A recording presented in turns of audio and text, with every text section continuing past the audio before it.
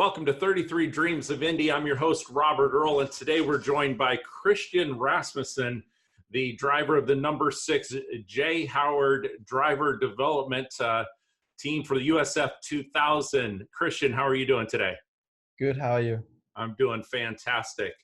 Want to jump right in. Portland, we at least want to talk about race 1 because race 2 didn't quite go the way that you wanted to. I'm sorry to bring that back up to you, but tell me a little bit about the overview of the weekend and then specifically into the races. Yeah, I mean, we started out in the practice session, in the first practice session where it was wet pretty good. We started out being fastest there. And obviously that being my first time on the track, we thought that was pretty good. The following practice session, we were within like the top 5, and we ended out 5th in the first qualifying. So yeah, starting 5th in the first race, we got away pretty good and managed to get 3rd on the first lap. But yeah, we just didn't really have the pace for more than that, and just kind of followed the pack from there. Ended out 3rd in that race. So yeah, I mean, it was good. It was my 5th podium position in 5 races. So you could say that that's a pretty good momentum. But obviously, yeah, we wanted to be first. I always want to be first, but yeah, that was not quite possible, and we had to take what we could get there. So right. Quite satisfied. Second race, and I got to commend USF2000 was the only series all weekend that made it through turn 1, turn 2, the festival chicane clean. Yet you had a puncture of a tire that came up in the second race, correct? Yeah. Yeah, I had a little touch with Brayton Neve's back tire with my front tire, which destroyed the thing that you put the air into, the little vent, the stem valve, and it popped it off there. Yeah, exactly. And yeah, that was it. That was just very unfortunate that it just hit that little valve. But yeah, I mean, once we got into the pits and got out again, we really showed that we had the pace. I was very consistent and was running fast. I did fastest race laps just over and over and over again. Yeah. But yeah, obviously that was not quite enough when we were that much back. So lap 18 was your fast lap of the race.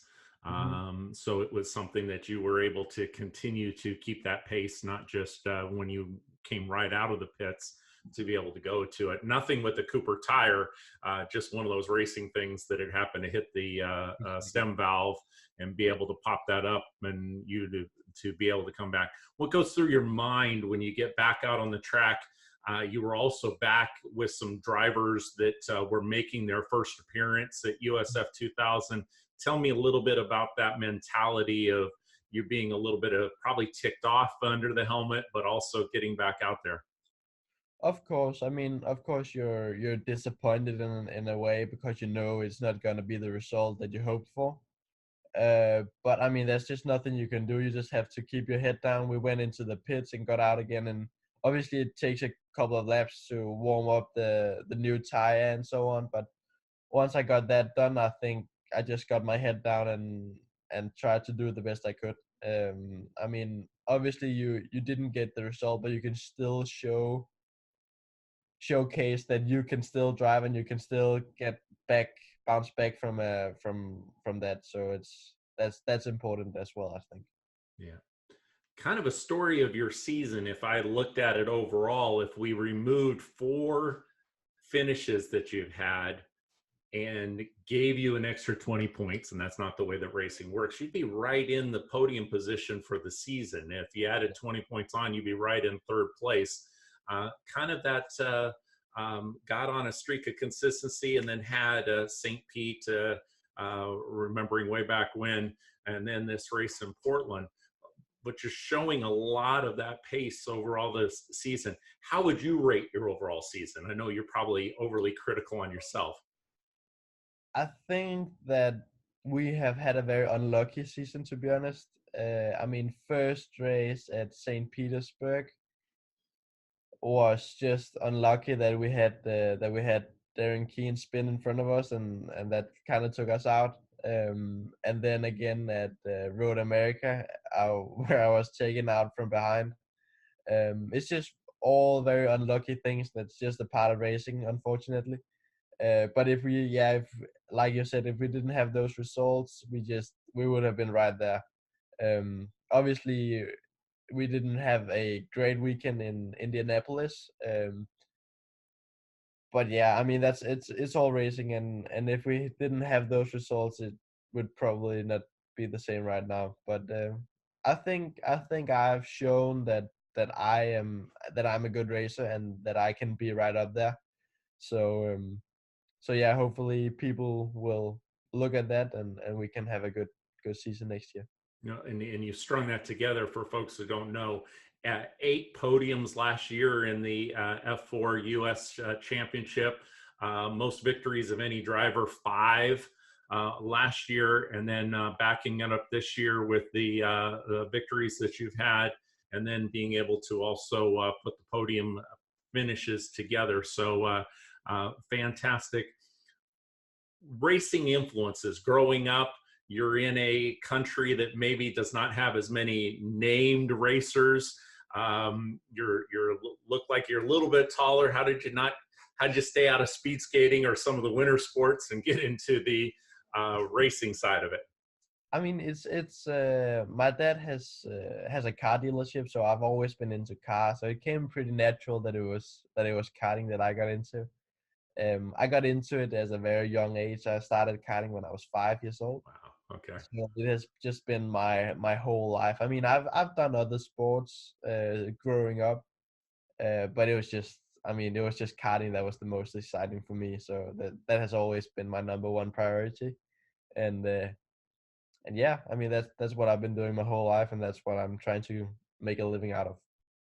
And there's a lot of drivers that look at it as the let's go from karting over to Europe, and you're coming the other direction. So talk about some of the adjustments you've had to make, how it's different racing here in the States in comparison to over in Europe. I mean, we had some different offers in Europe, and we just found that the budgets in Europe were very high compared to the United States, and that's why we came over here. Um, the racing compared, I think, is just as competitive. I think the US is just as competitive as everywhere else in the world. So I mean, I really enjoy racing over here. I like the whole culture that there is around racing. I mean, going to the Indy 500 was just an amazing experience for me, looking at like all the people, and it's just huge. So yeah, I mean, I really enjoyed it over here, and hopefully I can make a living out of racing over here. It's a World Cup and a Super Bowl combined into one. That Yes. experience on race morning and the way that it builds up.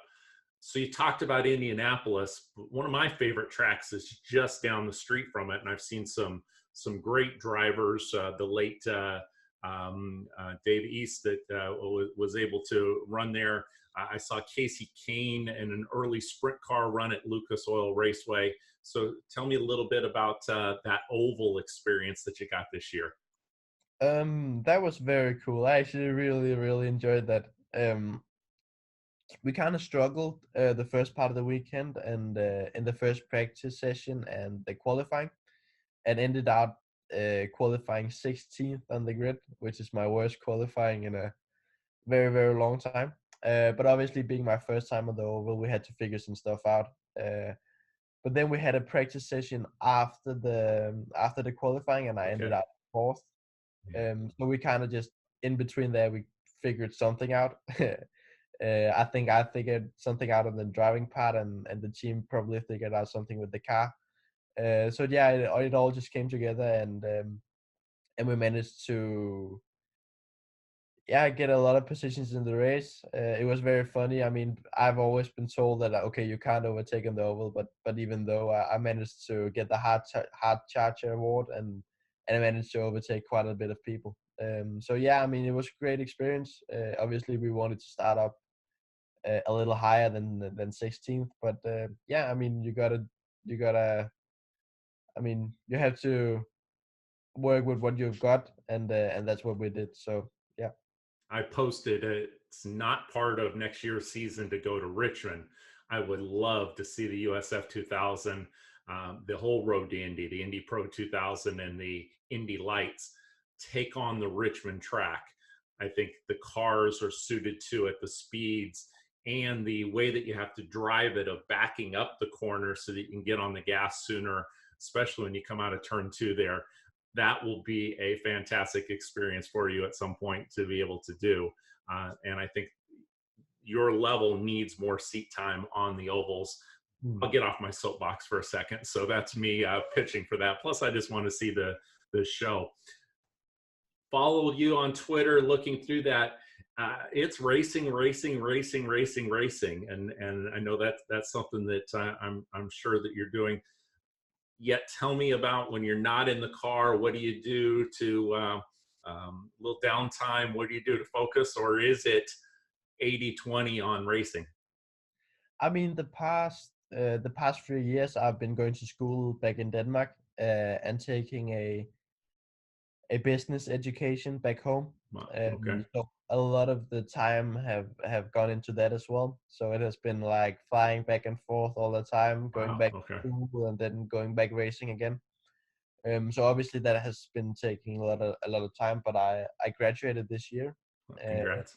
Yeah. so thank you, and now I'm done with that. So now it's just full on focus on the racing, and obviously I enjoy being in the simulator, being in the gym and stuff like that. But when I'm back home, I also really enjoy being with my friends, going to taking different road trips in my little car we have back home, or going to the beach or whatever we can figure out doing. So and yeah, and now I'm in Orlando with my teammate here, and I also really enjoy being with them. So obviously I don't have to go back home to go to school, so that gives me some other possibilities to just stay over here and enjoy the life in the US. So yeah. Yeah. Enjoy our weather that we have. The rest of the country is talking about fall and getting ready for football, and we're just getting started with summer here in Yeah. Florida. So that's why I chose Clearwater and enjoy being here. Uh, Living in paradise is not it can't be beat. Exactly. I love to give a shout out to sponsors. You wouldn't be here without your sponsors, so give you an opportunity to recognize some of your sponsors. Obviously, I mean, the Danish Federation is doing a lot for me. DASU, Team Denmark, Dansk Metal. Without them, I couldn't be here. They help a lot of young drivers back in Denmark, and they do a really good job on developing us young kids. Jan Poulsen is my main sponsor. Without him, I wouldn't be here. And yeah, I mean, it's the sponsor that's run this sport, and without them, not any of us drivers could be here. So it's that's a very very important part, and they have to be recognized as well. Most definitely, they do. And you also posted about Make a Wish. Tell me a little bit about Make a Wish and being accepted into that program.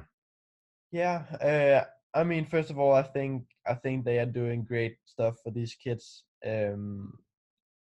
For me personally, I think it's just a great cause. I'm Danish ambassador for them, um, and I also got the opportunity to help out a kid back in Denmark. Um, he got a gift from Make a Wish for him to go to the United States actually and see a NASCAR race, uh, Wow. and Yeah. I was selected to hand him that gift together with some other Danish racing drivers, and actually the Danish Prince as well. Um, so yeah, I mean, I love their work, and I really wanted to get involved, and they accepted me as their ambassador. So I'm very happy with that. Quite an honor, and I'm sure you'll continue to put them in a good light to go through it. shift gears. Laguna Seca. A lot of folks have not been there before because it's been off of the series. How do you prepare for Laguna Seca and get ready for closing out the season on a high note? You're currently fifth in points, 12 behind Colin Comiskey. How do you actually catch Colin and be able to put a good weekend together? I mean the prep is like always. I mean, I've obviously going to the gym a lot, keeping my fitness at the highest level that I can. Uh, yeah, and being in the simulator, I spend a lot of time in the simulator as well to prepare. Obviously, Laguna Seca is such a cool track, so I've been in the simulator quite a lot throughout my whole whole racing career in the simulator on that track. So I know it already. But yeah, I mean, it's just doing what you can, look a lot of video and all that stuff.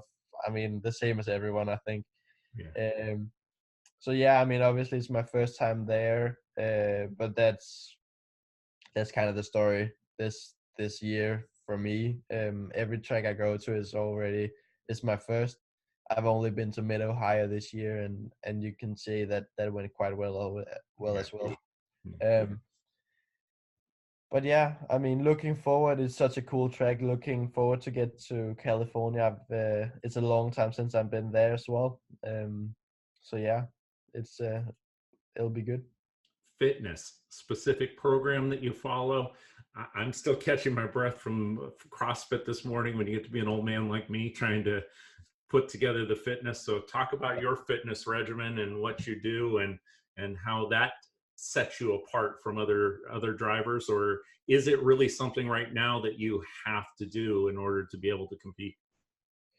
I mean, I guess you don't have to do it, but I think personally the better fitness you are, the more of an advantage do you have. It's not because these cars are super hard to drive at this point. Obviously, they'll get it as you get to Indy Pro and Indy Lights and so on.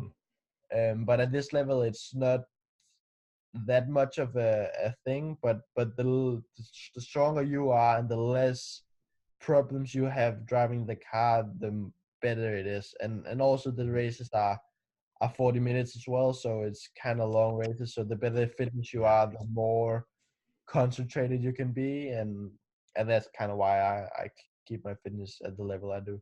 So I'm probing a little bit. Any heart rate monitor, anything along that line when you're racing? Because when you get the puncture and have to come in and being able to rate where you're at, or when you're turning that fastest lap, and then how do you recreate that in the gym? Is that anything that you also look at with your coaches?